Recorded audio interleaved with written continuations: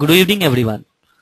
I welcome you all to today's webinar on Project Management Leadership Series. Today's topic is You Can Win by Creatively Motivating Project Teams. We are delighted to have with us today Mr. Karthik Ramamurthy, Founder, Principal Consultant, Key Results and President PMI Chennai Chapter.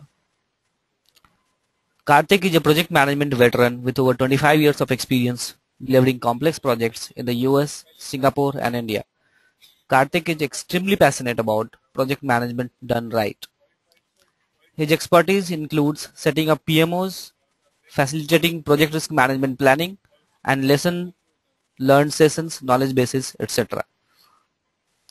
Gentlemen, this presentation will continue for next 45 minutes and we will take your questions after the presentation.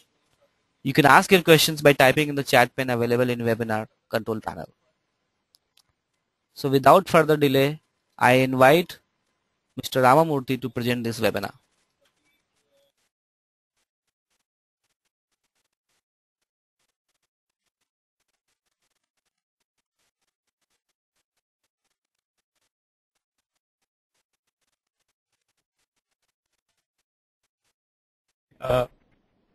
Good afternoon, good morning and good evening. I say that because we have people today from all over the world, and our topic today is you can win by creatively motivating project teams.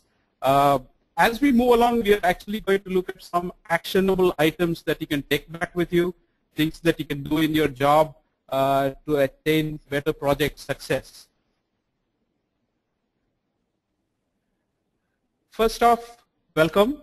I have it once again in many languages. I know there are some Indian languages missing, but since we have attendees today from everywhere, I thought I'd have out this slide that wishes welcome in many different languages.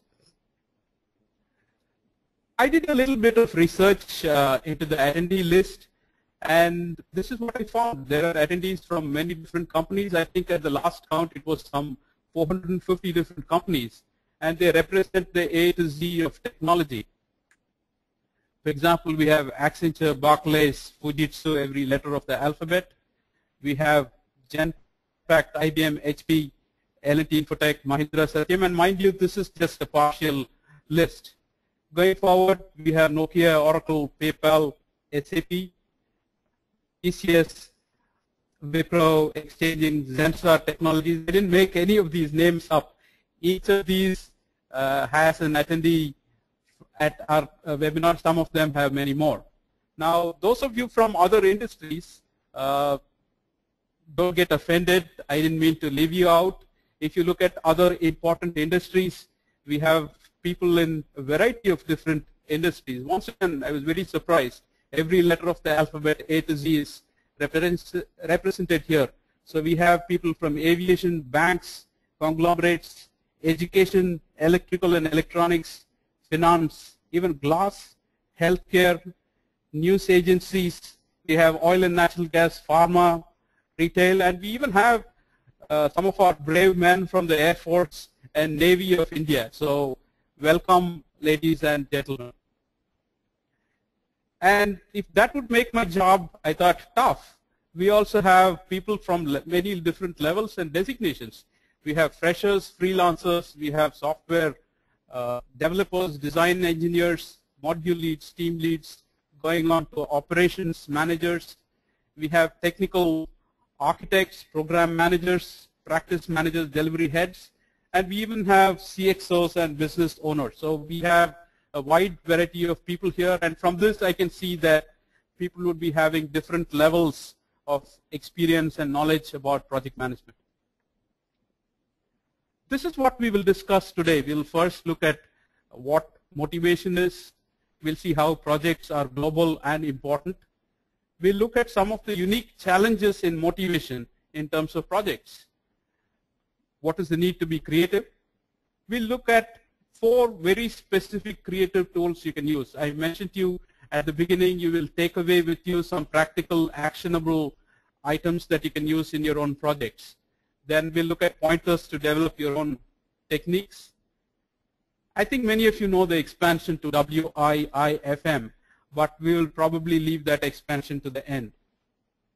and we'll end with a fairly good amount of time left for questions that you can ask. We'll try and answer as many of your questions as possible.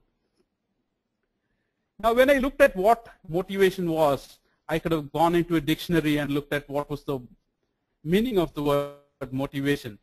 But then I was browsing YouTube, as all of us do today, for material for our presentations.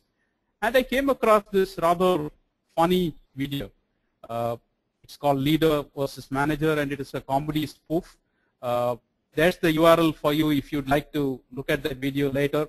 We couldn't play it on the webinar because the streaming doesn't work very well. But this is something that you could look up yourself. What happens in this video? There's a leader and manager in a conversation, and they're talking about the tough times they're going through and how difficult it is to motivate people. And the manager says, I've done something. He speaks of an invention that he's done that is guaranteed to make people happy. He calls it the instant morale booster, and he even gives it a product-like name. He calls it the Smile-O-Matic, which means it automatically makes people smile. So you can see him having that contraption. It is a piece of thread. The ends of it look a little bit like the ends of our headphones. And when he puts it on, the sides of those actually fit on the sides of his mouth. So what does it do?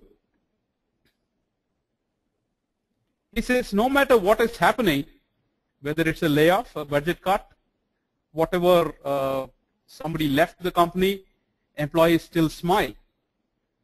There you can see it. He is smiling. In fact, he can't prevent himself from smiling it because the contraption forces his mouth apart. Now the guy looking at him with a very amused expression, the leader asks, isn't this too simple? Shouldn't employees be smiling because they are actually happy? Question is asked, and our manager says, I don't understand your question. I don't think so either. So it looks like this particular manager doesn't really know what is the real trick to motivation.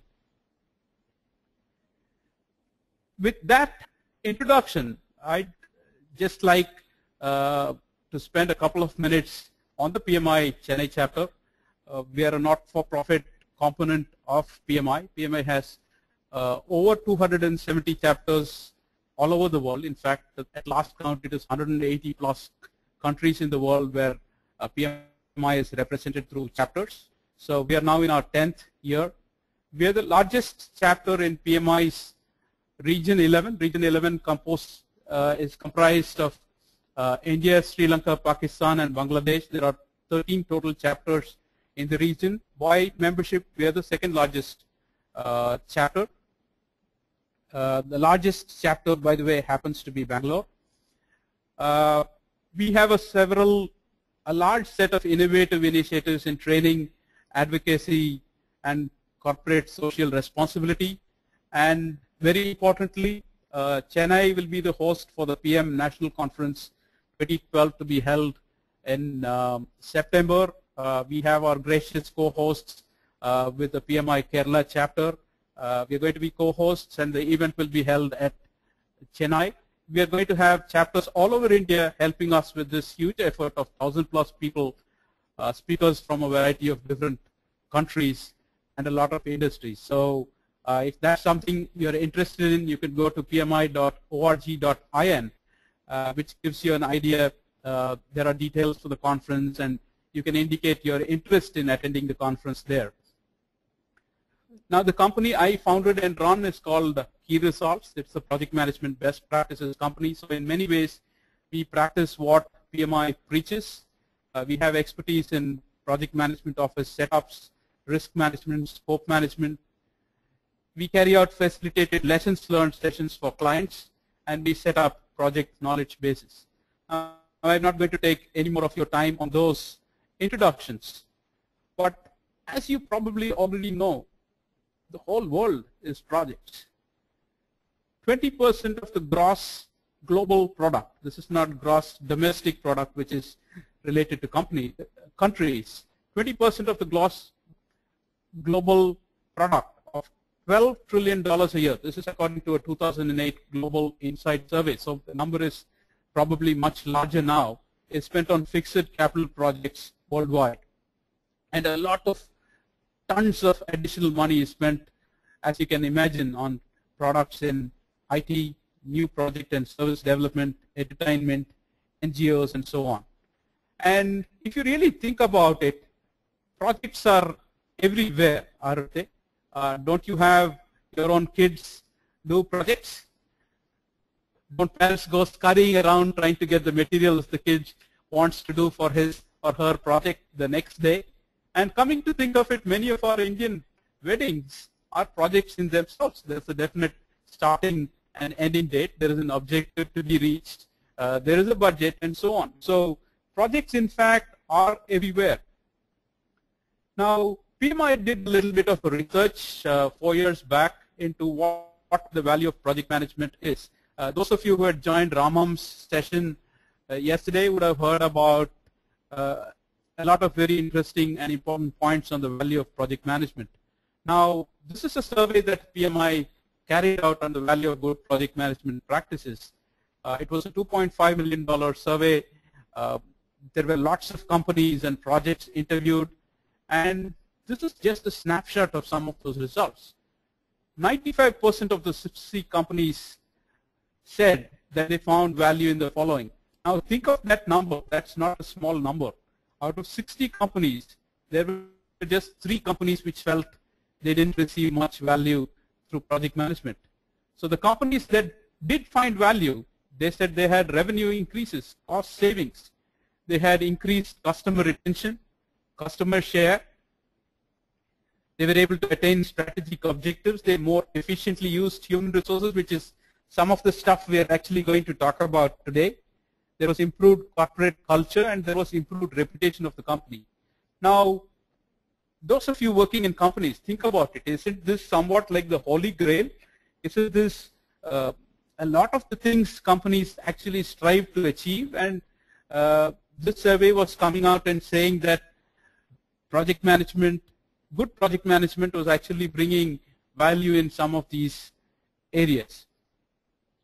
Now, already you may be asking the question, how is this relevant to me? This guy said he's going to talk about how to win by employing creative techniques in motivating people. I found this interesting stuff on the web. What is relevance? On one part, there's what you want to say, and on the other part, there is what they're interested in. Now, if the speaker is not talking about what is really useful for attendees, obviously the audience is going to fall asleep. Now, we did Venn diagrams at school, and there's that intersection spot, which is what is relevance. So I'm indeed going to talk about some very relevant stuff. I just had to set the proper context. Now, as you all know, it's a very highly competitive world, dog-eat-dog competition, rat race, all those terms are used. And in order to succeed in your careers, you really need to stand out in the crowd. You need to show that you're different, you're more efficient, you're able to do, you're able to deliver projects more successfully than the others. Now, in terms of projects, the motivation challenges are particularly important. They're fairly unique. The same motivation channel, the challenge that a regular project manager has is very different from what other managers have. Number one, project managers have limited power, especially in organizations where we have what is called a functional structure, or where we have things like a weak matrix. Project managers really have limited power. They can't really hire or fire employees. That goes with the regular management. Most project teams are heterogeneous. If you looked at a finance department, the background, the skills, the knowledge, and the education of people would probably be more or less the same. But in projects, you have people from a variety of different areas. They all come with different cultures, and so managing a heterogeneous team is even more difficult. Projects today are getting more and more complex. In fact, today most project managers are under the gun. You are asked to deliver more. Is it just deliver more? It is at a lower budget, do more with less, and the less also goes with time. Less resources, less budgets, and the projects have to be completed quicker, more scope delivered. There is very little time for a team to get from what PMI talks about stages in terms of forming, storming, norming, performing, and adjourning. Now, the quicker you get a team from forming to performing, the more success you're going to have as a project manager. There's a great variety of tasks in projects. Now, will the traditional methods of motivation help? You know, HR, there is a lot of theory about Maslow's hierarchy of needs, Bloom's expectancy theory, and so on. Now, new methods keep coming up, new research methods keep coming up. But traditional motivation methods are no longer guaranteed to work. Today, with a global village, with many projects being done across the world, teams have people from various cultures, languages, value systems. They even come from different generations. You have the baby boomers, you have Generation X, Gen Y, and today people even are talking about Gen Z. And all of these people think in very, very different ways. The way you motivate a baby boomer or a person in Gen X is very, very different from the way you do, the way you'd motivate somebody from the latest generation. And then project managers also have the quandary. There is so much to be done, but there is so little time. And very often this leads us into a vicious cycle. The less we plan, the more problems we get into. The more problems we get into, the less time we have for planning. So what are some of the things we can do in this situation?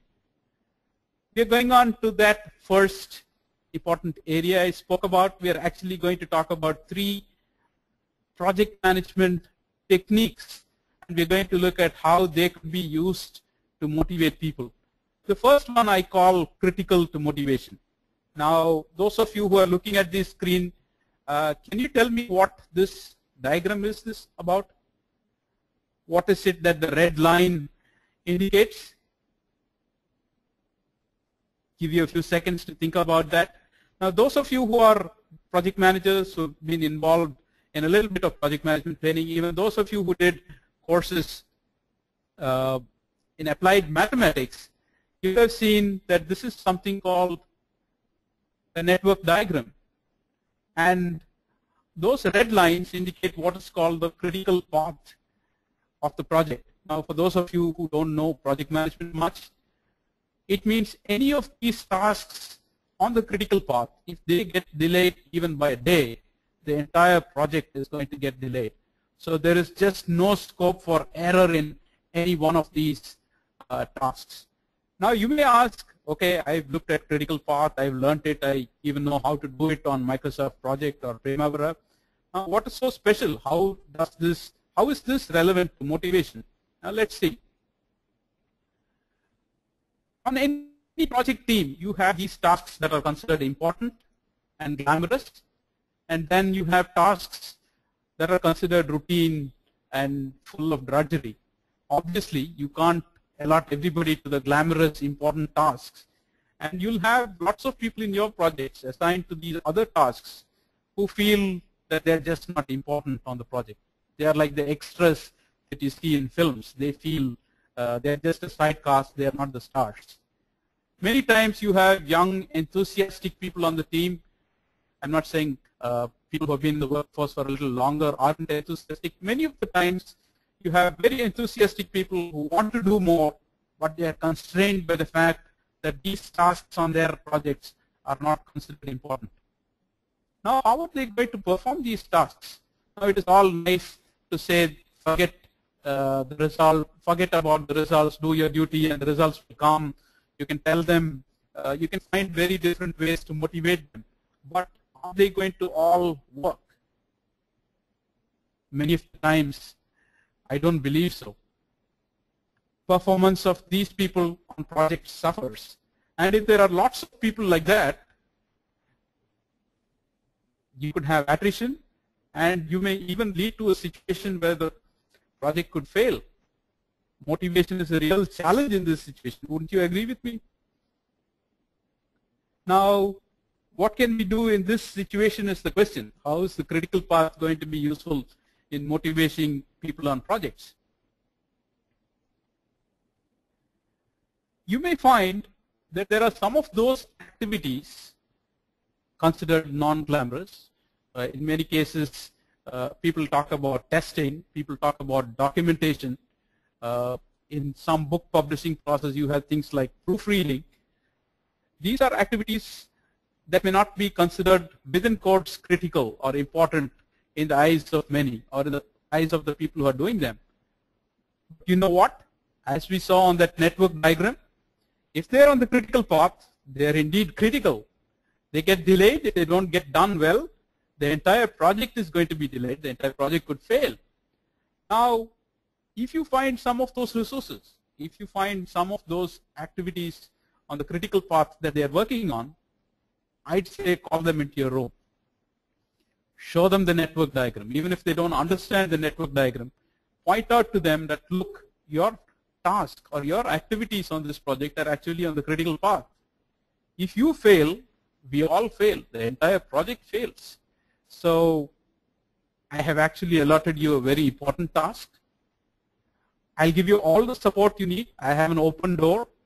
Any problems you face, any decisions you're not getting, any questions that are not answered, any resources that you need, don't wait. Come to me, and together we'll make this project a success. Now, what happens? There could also be people working on activities with what we call in technical terms in project management high float. High float actually stands for activities that could get delayed but still not affect the project. These are activities that are not on the critical path, and some of them may have a lot of float. Now, the second way you can use the critical path is you take these enthusiastic members of the team, and if it is relevant, if it is possible, you could arrange for training for them to do certain critical path activities. In many cases, that should be possible because people get rotated on projects today. So with a little bit of training, they may actually be able to perform critical path activities. Now, assign them to critical path tasks. Explain the importance of the critical path. Are these people going to be happy? Are they going to feel important? I bet you they will be. And what do you think the result will be? The result is going to be that they will work better on their activities, not just the activities on the critical path, but all the activities on the project. Now, obviously, this is something that you can start using from tomorrow. Many of you would know what the critical path is. You will have people in this situation, and this is something that you can implement immediately. So that completes one of the 4 building blocks of what we were going to discuss today. The second building block, I say take 2, because we're moving to take 2 of our project. And here I want to relate to you the story of the extraordinary stone breaker. Some of you might have heard of this tale. Now, there was this stone breaking company where there was a wide variation in performance. There were 3 types of workers. There were those who were pathetic at it. They had the lowest productivity. They broke the lowest number of stones in a day. Then there was those people who were average. They went about their job. They did their job. They were better than the worst, but nothing extraordinary. And there was this one man who was the best stone breaker in the company. Now, stone breaking, you may think he was the strongest. You may think he was the youngest, or he had the right technique. None of these. He was not the strongest guy. He was not the biggest guy. He was not the most experienced, but his performance was twice or thrice of everyone else. Management were interested in finding out what was it that caused this wide difference in performance. And they spoke to these people. The first set of people who were pathetic, you know what they said? They were asked, what are you doing? And they said, we are breaking stones. They almost laughed at the interviewer saying, is this even a question that you should be wasting our time with? The second set of people, uniformly, there was a little difference in their responses. Some of them said, you know, I'm feeding my family. Some of them said, I'm able to send my children to school. So they were able to look beyond breaking those stones, and they said, this is what gives me the income to do all these things. So they were better than the first level of people. And you know what the response of this best guy was? He said, I'm building a monument, or I'm building a cathedral. So he was able to see the big picture. He was able to see what he was contributing to, and his performance was much, much higher. Now, how is this relevant to us? Those of you who can see the image on the screen, I'll give you 10 seconds to think about what exactly this image represents. This is something we at the Chennai chapter did 3 years back for the 2009 Hyderabad conference. You can see things like abstract submission, paper review, and so on. And it seems to be a set of activities related to technical papers at the conference. Now, can you guess what this is in project management terms? Hold on to that thought a minute while we look at a very motivational presentation I attended at a pharma company, which was one of my clients. There was this town hall meeting, around 350, 400 people had been invited, and this was a situation when a lot of layoffs were happening all over the industry and people were scared. But they had to go to the presentation. It said the road ahead over the next year, what is going to be done. And this was a place where a lot of work was being carried out to transform various applications and move them all to one platform, which was Oracle Financials. So project members attending the meeting were nervous. What is this announcement that is going to come? And the first slide had the usual things, but there was an unusual start the presenter made. He came up and said, I want you to make me a promise. When I click next and the next slide appears, I want you to promise that you will not close your eyes or look away from the screen. Is that a promise you can make? Oh, this made people a little bit more nervous, and he said, we're not going to talk layoffs. Now, that made people a little bit more confident. Everybody makes the promise, and he clicks next. And if you're a human being, if you have a heart, you could not look at that slide for more than a few seconds. And ladies in the audience gasped. People closed their eyes. They averted their eyes. And the presenter said, I knew you would break the promise because I know there are good people here. You know what that picture was? It was the picture of a lady whose face was so badly swollen and discolored that she was miserable. So naturally the response was what you would think that would happen. And he said, hold on, there is relevance in what I'm saying. And he clicked next again. And it says 19 months later, the face of that lady is 90% better. And she's smiling. And he said, no matter what you do, whether you're designing a database schema, whether you're carrying out testing, whether you're actually coding programs, this is the difference you're making in people's lives. I actually get goosebumps every time I relate this because I can understand, I can still remember what happened that day. He said, this is the difference you're making in people's lives. And not just this one lady, but you're making this difference in the lives of many, many people all over the world. So when you come into work on Monday, think of the result of your work. It is not just some financial application running, but there is a very, very big background to it. So it was a truly inspirational ending. And once again, we go back to what we looked at earlier. Can you believe it? This is actually a work breakdown structure. People normally think the work breakdown structure is top-down. It cannot have colors. It cannot have status and all that. But who cares? PMI is very clear that you use what works for you. That's one reason why PMI doesn't go too much into templates, because the PMBOK is something that is used in industries all over the world.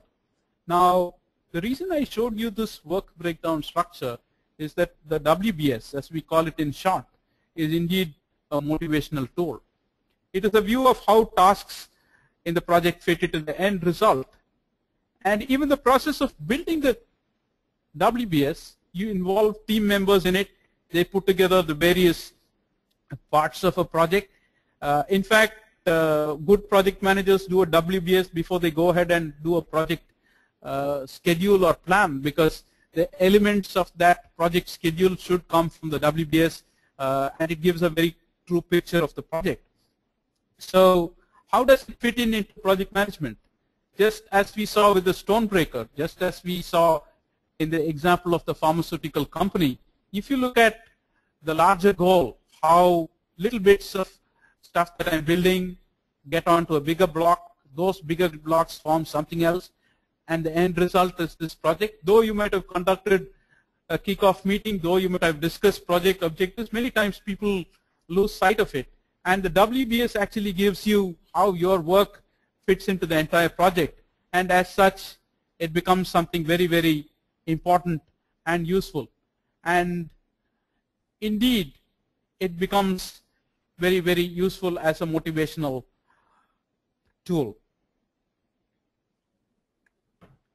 So that brings us to the end of building block 2. Obviously we are building towards something bigger, just as the WBS built on something bigger. We'll now go for the hat trick. I know there are people all over, from all over India. I'm from Chennai, so Chennai Super Kings is a team I support. And this is a picture of Lakshmipati Balaji, who now plays for the Knight Riders, but in the very first edition of the IPL, he actually took a hat trick for Chennai. So we've looked at the introduction, we've looked at take 2, we're now going for the hat trick. Risk management, and I have a question there, because I have a question mark there, because you may ask, do you really believe risk management can be used for motivating people? I believe it can, and that's why it is here on this presentation. Before we go into that, project risk management is a key project success tool, yet very, very few project managers use it. They may not have the training. Even some of them who use it do it, the term use, naam ke vaste, just for the sake of ticking off a box in a project audit. They don't use it in a practical way that would really bring results. One reason could be they lack the training that is required in risk management. They may lack the time. That is usually the case. And once again, they lack the resources to do it. After all, how many things is a project manager supposed to do? As such, we are asked to deliver more scope at a lesser budget in lesser and lesser time with fewer and fewer people. And ultimately, something has to break, right? Now, how can we use risk management as a motivational tool? As a project manager, we said you have little time.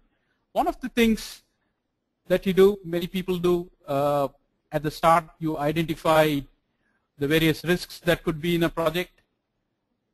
You work out and find out what are the biggest risks, what are the ones that have probably a high probability or a high impact or a combination of that. You find the biggest risks in your project.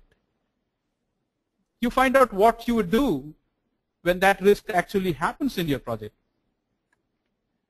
And when a risk actually occurs, rather than run into a war room and look at what needs to be done, you're actually in a situation where you tell management or the customer, you know what, we thought that this risk would occur.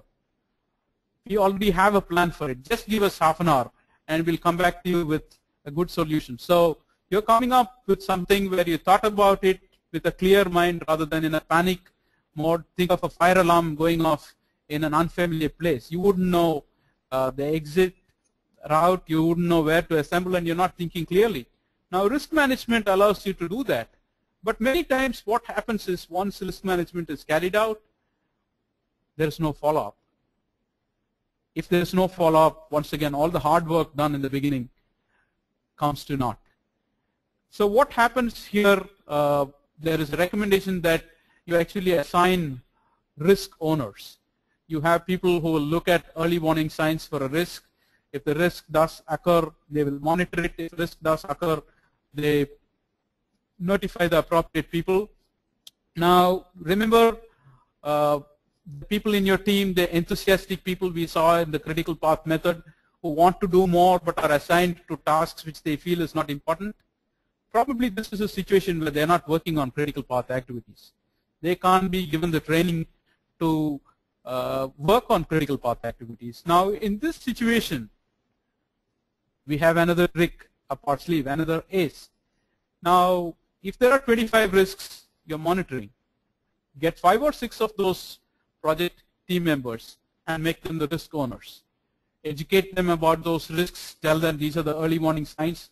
Now, you're going to be doing an important work on this project. You're going to be the risk owner. Give them a little platform. Many project meetings actually have a 5-minute or a 10-minute window at the end where project risks are discussed. So in those situations, by rotation, every 5th project meeting, you will talk about the status of your risks, whether new risks might have come up, and you let them speak on those risks. Obviously, these people feel important. They feel grateful. They feel that you have actually held their interest in mind, and you're talking about giving them more visibility, and that really, really helps. And when they're feeling empowered, what is the result? What happens when people feel empowered? They certainly perform better. That brings us to the end of building block 3. Let's go 4. It's raining 4s and 6s in the IPL, and this is Billy Borden, who has a very unique way of signaling 4. So we go on to the 4th technique we were talking about, and this need not necessarily be a specific project management technique. Before we get to that, what do people really crave? I once read a book by the famous author Dale Carnegie, and he said people can go without food and water for days, but they cannot go without appreciation. And this is once again something that you can look up on YouTube. I avoided the video because streaming becomes a problem on a webinar. It starts like this: the secrets to maintaining employee motivation. It is not today just a pay raise. People are motivated by far more than just pay raises. And no, it is not a gym membership with a nice card attached to it. It may not even be a fancy job title, not even a company car. So what is it? And this is what I saw there. Simple acts that genuinely and sincerely recognize individuals for their effort and contribution to the company. These are a surefire way of motivating employees. Many times we are so busy, we are so frazzled, we are so busy fighting fires that we are unable to give employees or project team members the pat on the back, the appreciation of something they did extra, and we are missing out on a very, very good way of motivation in that sense. So you've heard of this term, justice delayed is justice denied, and that doesn't purely apply only to justice. It also applies to appreciation and motivation. If motivation is not given quickly enough, the moment passes and the employee thinks, okay, what is the point in my doing anything extra? You can't expect everybody to be self-motivated. They said, I did this extra thing, I didn't get any appreciation, so why should I go out of my way to do extra things? And once again, we have this habit of appreciating only big achievements. We have employee of the month, we have star employee of the quarter, or project member of the month, and all that. But by the time those things come around, the person may not be on the project at all. They might have moved on. They might have moved to a different company. So it's not as if only the big achievements deserve appreciation. And like in the beginning, we spoke about people coming in from different cultures, different countries, different languages, different generations. And what motivates me may not motivate someone else. It is up to the project manager to find the interests of people and try to make a conscious effort to find out what really makes different people click. So what is the practical application of what I was talking about here? And when is appreciation most appreciated? Today we live in a very impatient world. That's why few people go to test matches, fewer probably a little higher to one-day matches, and you see the crowds at 2020 matches, right? Everything today is instant. You have instant coffee, you have instant noodles, so 2 minutes, whether it's an instant and how long does it really take is a question mark. Banks, companies talk about instant loans, gold loans in 3 minutes and all that kind of stuff. And you even have instant weight loss, if only that could really be true. But how do we use this? We tried to bring in a situation where the rewards can be instant. What are the things we can do?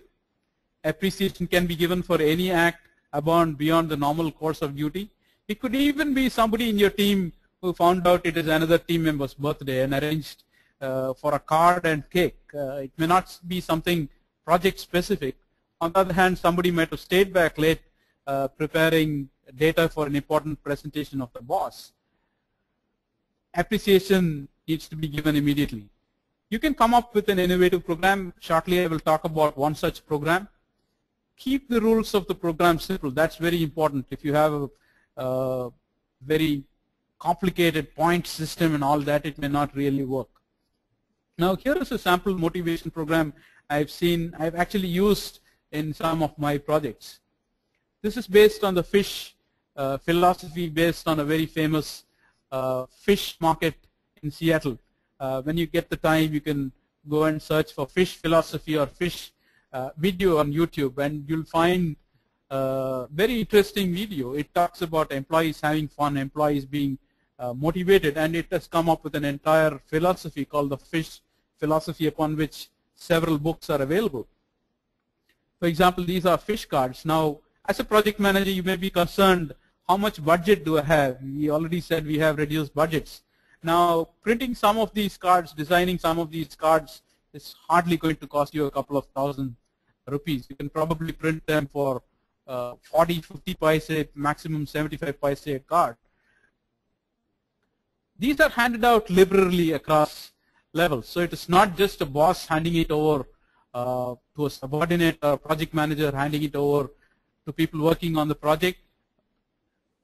An employee could hand it over to his boss. Somebody could hand it over to their colleague. Bosses could hand over to other people. It's even something that you can hand over to a customer. So you have these cards printed out.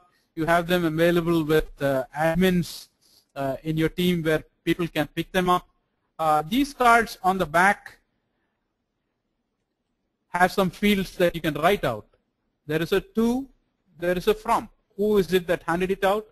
Whom was given to? And this is one way you can also bring in a company's values. For example, company could have values like innovation, teamwork, leadership, performance, respect for people, integrity, and so on. Now, those could be ticked. What is it that the recipient did to deserve that award? And there is a date put in on it. There's a short space where you can actually write out a very short sentence or two. And you have fish balls placed with the admin. Now, we're not talking obviously about fish balls with water in them and fish swimming around. They're actually empty fish balls where these cards are dropped in at the end of a month. Now, you can do it your own way. This is just an example of the program I was talking about. There is recognition for the winner of the most cards in a month. The admin, somebody on the project, picks out all the cards at the end of the month, puts them into a simple Excel sheet, and a chart tells you who is the person who got the most number of cards a month. They get a prize.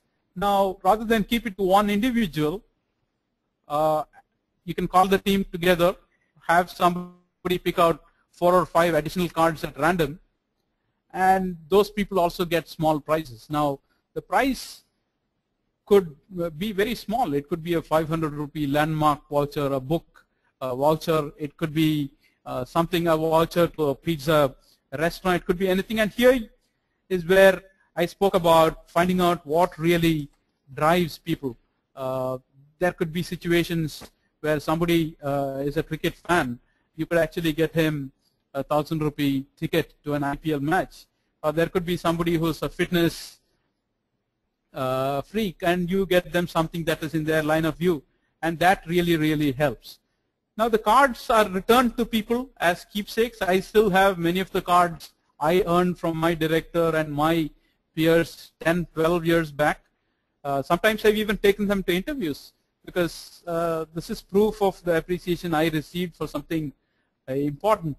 Now the one thing that happens is the cards get punched when they are given back to people. That is to make sure some people don't creatively put those same cards back into the balls to get another chance at the draw.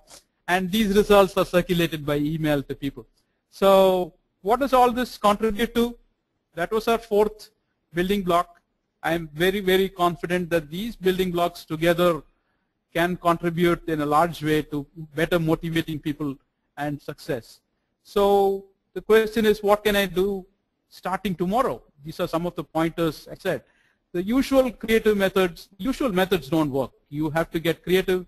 You have to be innovative. You have to find out what really works for your team. Once again, don't try something very big. It's always good to start small. Start with small things that you can do. Those could give you quick wins, or you'll need to adjust the techniques if they no longer work, and assimilate some of these quick wins, build on that confidence, and get more complex tools. So I think we are right at the 45th minute. To sum up, we looked at some of the unique challenges. We looked at the importance of motivation. We looked at some of the unique challenges in motivating people in the project environment. We just spoke about the need to be creative. We spoke about four creative techniques, project management techniques. These are proven. I have actually used many of them. We initially looked at the critical path as a motivation tool. We looked at the WBS. We looked at using risk ownership as a motivational tool. And we looked at an instant reward program that you can devise on your own. We looked at pointers to develop your own tools. Now my question is, did we check all the boxes we said we would cover in the beginning? And this graphic seems to tell us there is one box left unchecked. And what was it? That was WIIFM, right? And what does WIIFM stand for? It's what's in it for me. You're going to ask, okay, all of these look good. What's in it for me? How does it help me from tomorrow? And partially one of the answers is that these are four simple actionable tools. Probably the cards thing is something that will take you a little bit of time to think about, but all these other things we spoke about are stuff that you can use tomorrow. So as you start using these tools, your confidence grows. Team members are more motivated. They feel this is a leader who is creative, who spends the time to motivate people. Ultimately, project success rate grows. Most importantly, you grow in your organization. So that brings me to around the 45 minutes we spoke about. So we are now ready to take questions. So let me start looking at some of these questions that have come up.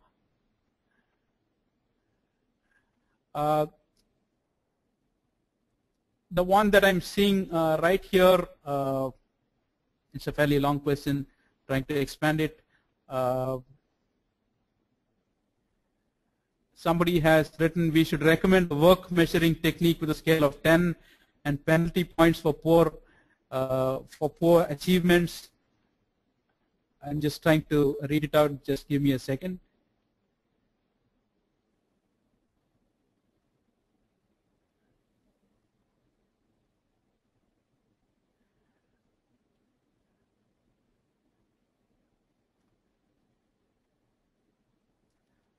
I see a couple of comments from, there's a question by Abdur Rahman, but it seems to basically just say critical path. There's somebody, Ankit Bansal, probably these were answers to the questions I was asking earlier. And we are looking at a question now from Sanat Kumar Patra, who has said, do you think, can a project manager motivate a team without having some success under his back? Because now these days people are not listening to words, they're inspired by good work.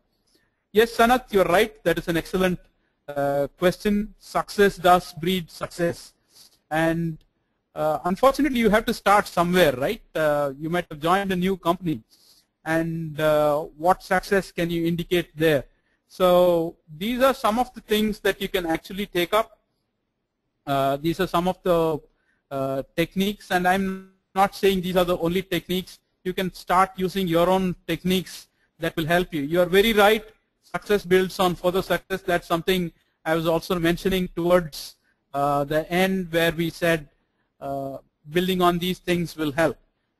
Moving on to the next question by Manish Sawant. I can see that he's a PMP. He has asked the question, what could be done to motivate people from global teams in multiple countries, especially keeping in mind the different cultural, political, and social environment? Once again, excellent question, and it is increasingly becoming very, very relevant nowadays.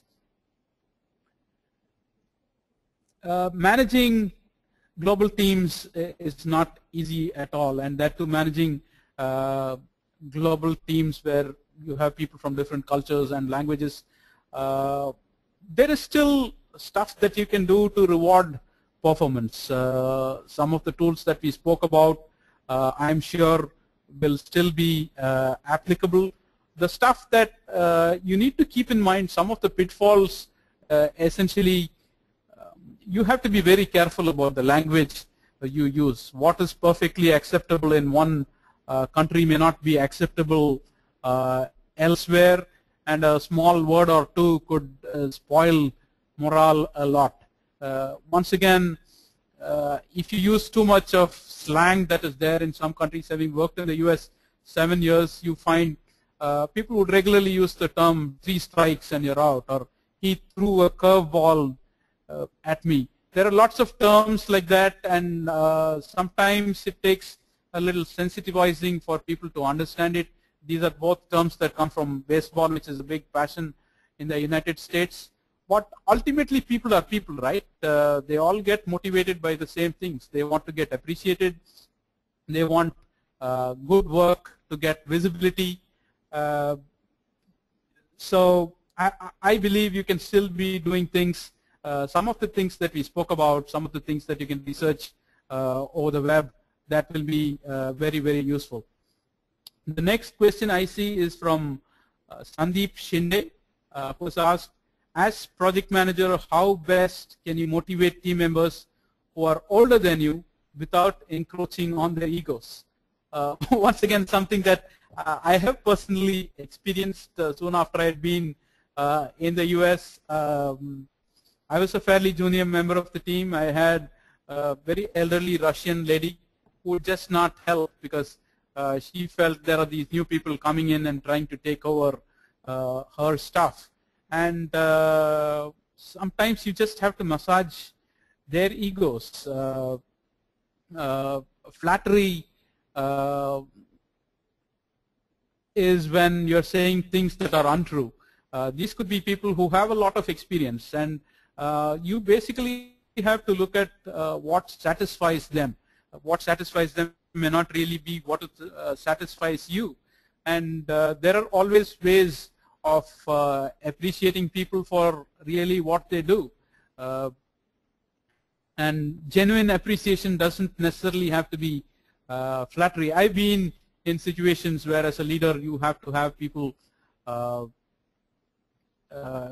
people who are senior to you, and obviously they don't have the pleasantest attitude towards you, and in those situations, like I said, appreciate them for what they do. Give them important tasks. Find out what their way of thinking is. The same words, for example, I recently went through an exercise called the SDI, which is a strength deployment industry, which classifies people into things like into areas like blue, where the person is more thinking of it as to how they can help people.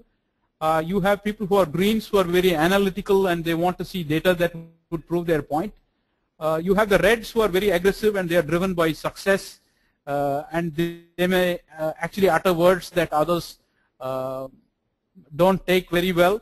Now, if you do a little research on SDI, you may be able to find out what these people come under, and then you may be able to actually go their way, think of it from their point of view. Empathy really helps in that situation, and it could really help.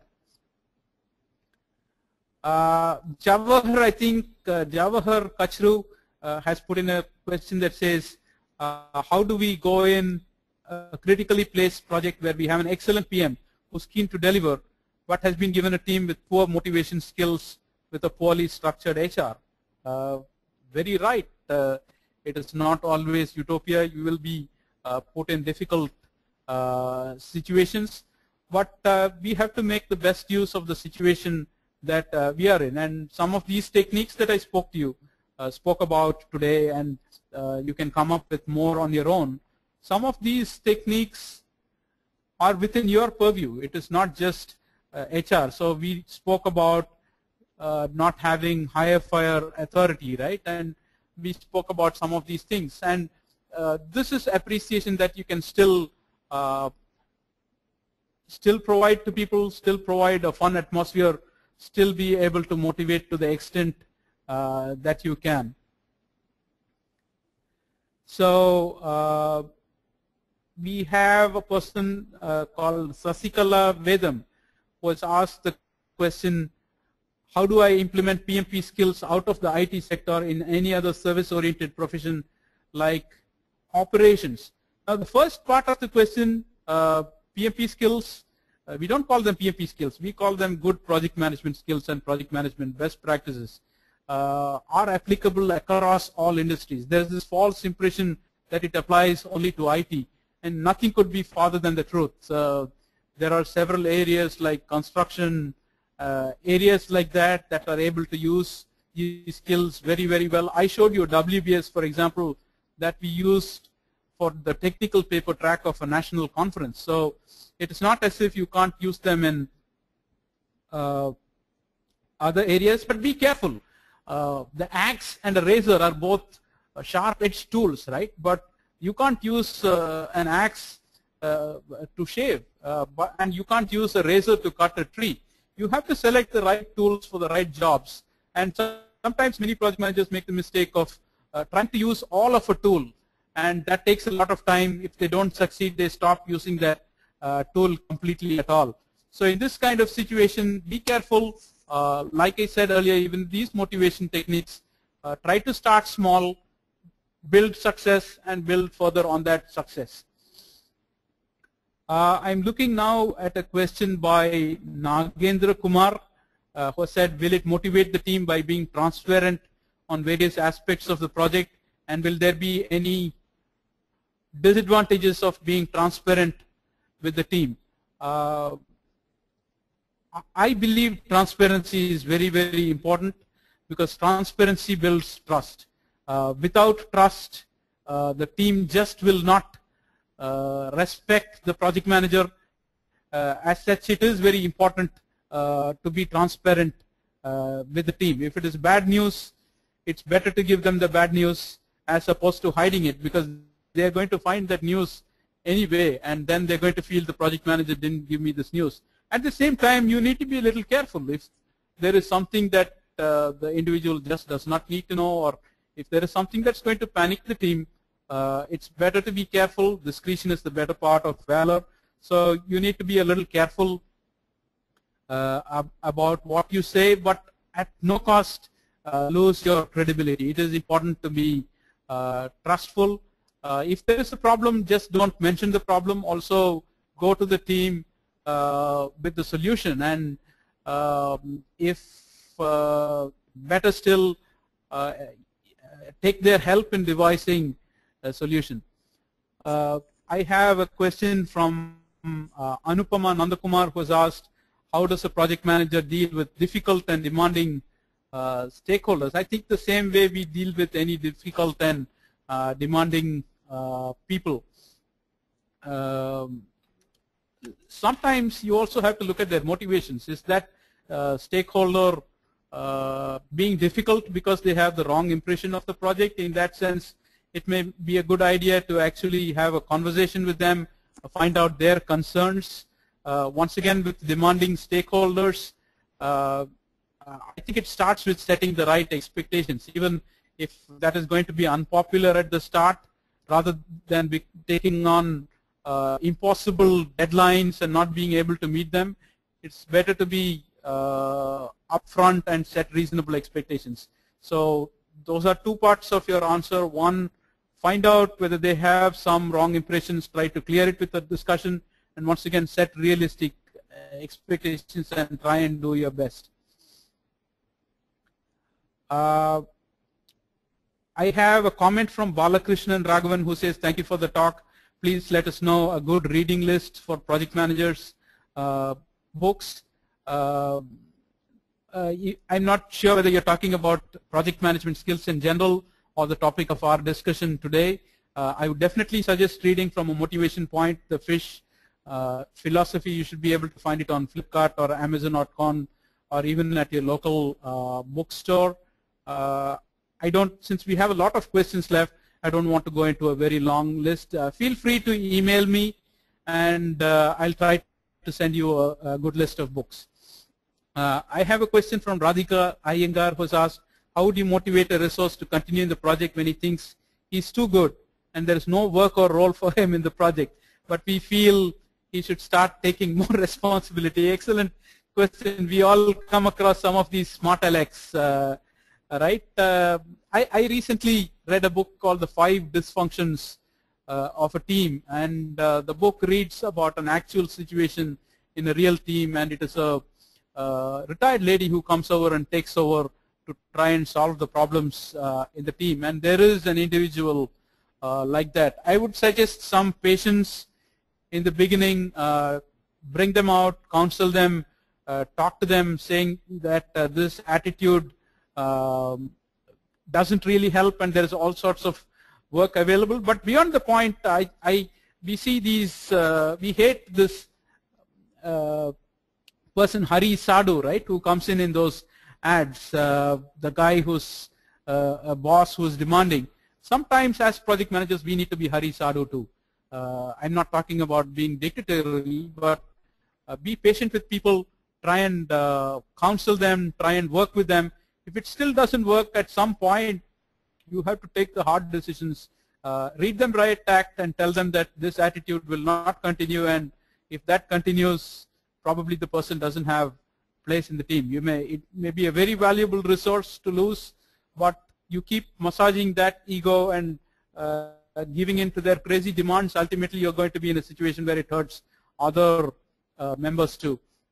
Puneet Kumar mentions, I think encouragement to positive works better than discouragement to negative. I absolutely agree, Puneet.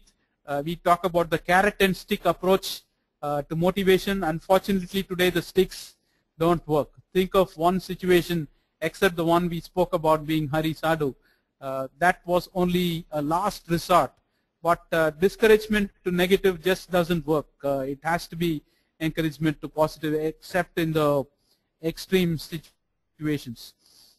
Sheetal Seth asks the question, if we give recognition to one, then other team members feels bad and expects immediate recognition and even don't wait for their turn, then those people are just being unrealistic. And there are unrealistic people on our projects, Sheetal. We just have to deal with them. That's why I said keep the rules very simple. Make it clear what are the parameters on which you're going to give recognition, and if somebody else doesn't meet that, then it is simple. If they want to feel bad, so be it. We are not running a popularity contest. We are not trying to be the most popular project manager in the company.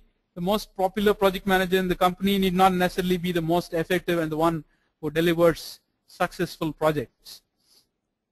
We have quite a few questions to go here. I will try and answer as many of them as possible.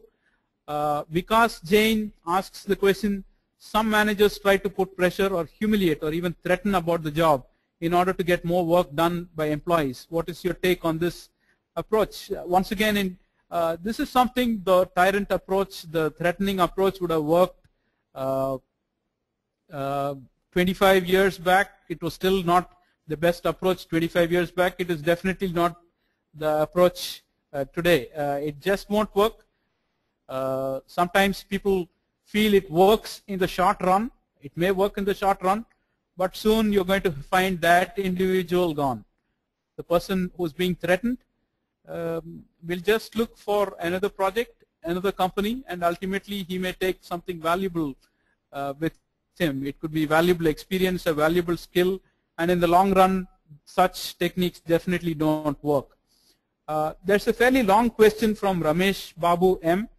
Read it out. Generally, the training entertainment percentage of the project budget is the first one to get cut or reduced. What should be the ideal training entertainment budget percentage to be considered part of the total project budget if there is a standard? Ramesh, I've been with several different companies. The range varies. I don't want to put a number out there. It varies from industry. It varies from company to company. But as a project manager, if the training entertainment percentage is getting cut, by entertainment, I probably understand it as also stuff that you're looking at using for motivating project teams.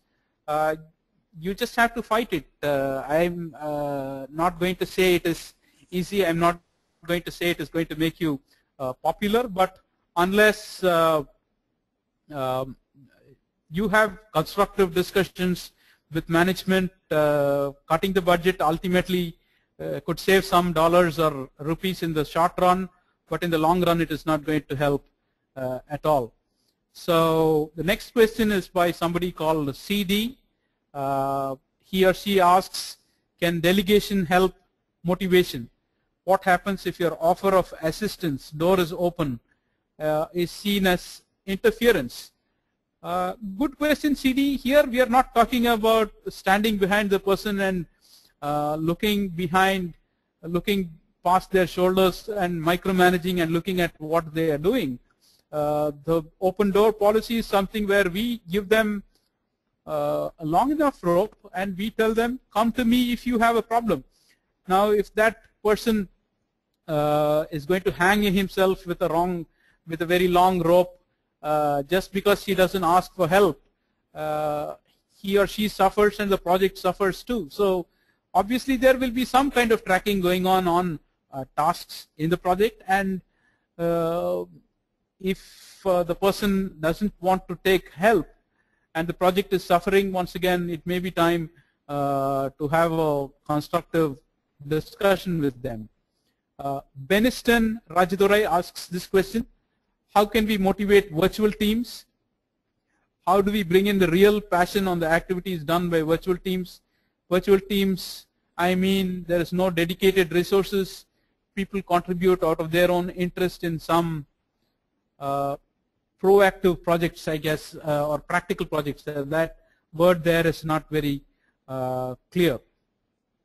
Some of these techniques, Beniston, are used in virtual teams too. You just need to make sure the understanding stays the same. For example, the fish card that I was speaking about, one of the companies where I was there, we also used virtual fish cards. So it is not as if you go and hand out the fish card in person. It could even be sent through a simple web tool that you can build, and the fish card goes in to the inbox of the person. You still conduct virtual draws. I'm trying to keep myself to the area that we looked at today. Once again, there are lots of online activities you can get the team to perform. I agree, motivating virtual teams is a little bit more difficult than regular teams, and since we have a lot of those teams here, you have to come up with innovative ideas.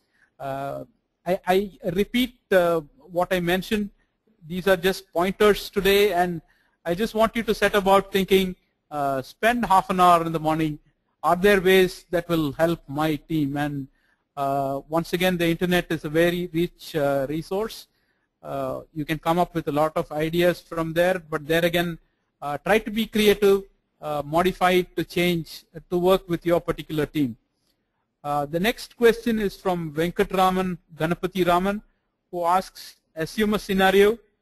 Typically in a product development, there are core responsibilities with some of the roles, such as product manager, project manager, and so on. If failure from one of these vantage roles causes failure of every product itself, how do you keep level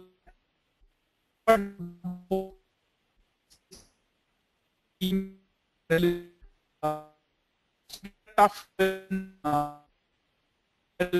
situation for a project manager to find himself or herself in,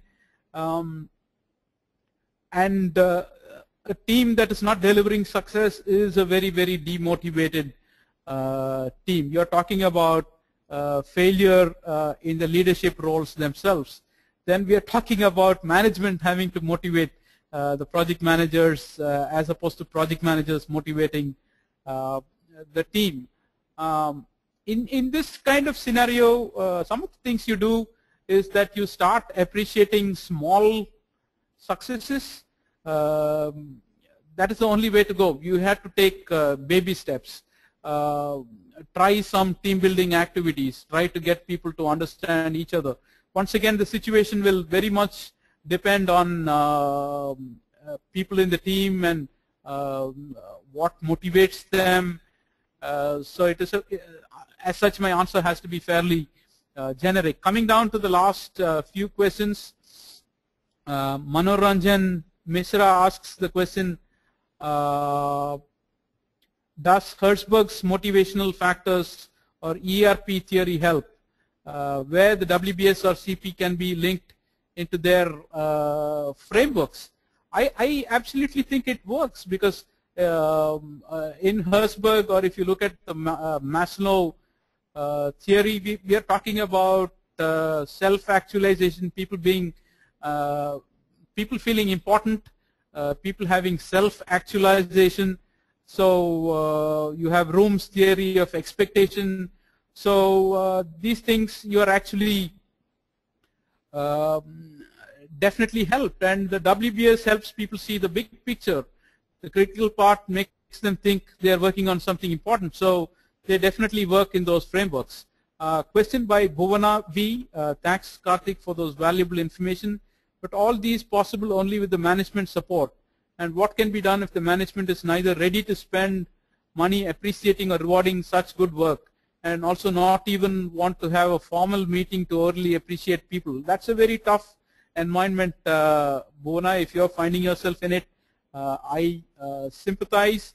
But some of the techniques I spoke about, everything doesn't have to be money, right? When we spoke about the WBS or something about the critical path or risk management, these are things. But if you're talking about not even having a formal meeting, then we are in deep trouble there. Giving people visibility, doing those kinds of things is important, and you might have to look at places where project management is more appreciated than. We have a question from M. Saravanan, who asks, sometimes project managers themselves need motivation, especially when working for greenfield projects. Stakeholders are extremely demanding at times without realizing ground realities. Any suggestions for such 4 PMs, including me? Saravanan, good point. I think I touched upon this very briefly when in that question by Venkatraman Ganapati Raman, where we said project managers themselves need motivation, and in those kinds of situations the motivation has to come from within. It is not easy, but the difficult problems in life don't always have simple answers, right? So when the stakeholder is demanding, I answered a question by Anupama about setting realistic expectations, trying to do your best, but beyond a point it sometimes does become very difficult, and I'm sorry I don't have a very easy answer for you then. We are coming down to the last couple of questions. In fact, the last question coming up Actually, it is a comment from Ramesh Babu M, who says, outstanding presentation skills. You made us concentrate continuously on the presentation. I didn't miss a moment. And thanks again to Lakshman Pillai, who said you're handling the questions extremely well. So that brings us to the list of questions. I believe I answered every question. Hold on a minute. There is one last question by Asitava Bhattacharya, who said, in a functional weak matrix organization where the PM doesn't have direct control on the resources, how to address those challenges to motivate people. Yes, Asitava, in a functional or a weak matrix organization, we normally say that the project manager term itself is not right. It is actually a project coordinator term. So how do we address challenges to motivate people? I still believe simple acts of appreciation, an email here or there, it need not always be cards or at one of those project meetings to say that, hey, Vikram did a great job this week. He was outstanding in this particular task. And mentioning that, I think it really helps. So there are tons of ways. I believe we've reached the last question. I do think I answered every single question in this list, and unfortunately we have come down to 6:15 when we are supposed to close. I'll just quickly shift on to my slide deck.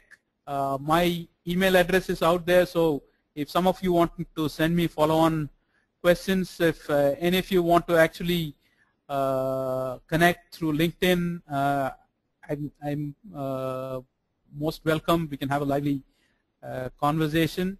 Once again, if you're really interested in project management, here is a shameless plug. The National Conference of Project Management, it's indeed an outstanding event. This year, Chennai is the host for the conference. It will be held in the brand new Leela Palace Hotel in Chennai. We are looking at more than 1,000 attendees. We are looking at speakers and attendees from a variety of industries, from a variety of countries. More information is available on pmi.org.in. Registrations will take some time to start, but if you want to attend this, sometimes organizations plan their budgets much ahead of time. You can register at our website to get more information, and we'll be in touch with you. So thank you so very much for your time today. I really enjoyed bringing this session to you. Thank you so much. Bye-bye.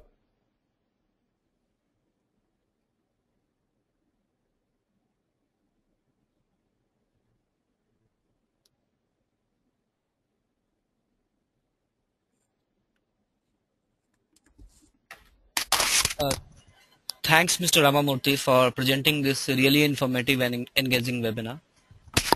It was really a very full of learning. So I would also like to thank our participants for making this webinar a huge success. We are receiving feedback from attendees like that they enjoyed this webinar. The recording of this webinar will be made available on techgig.com by tomorrow.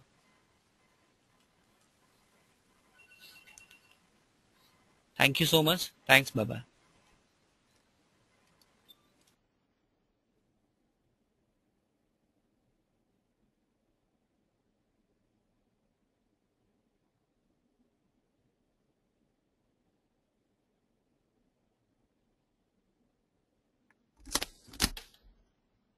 Hi, Priya. Oh, thank you very much. Thank you very much.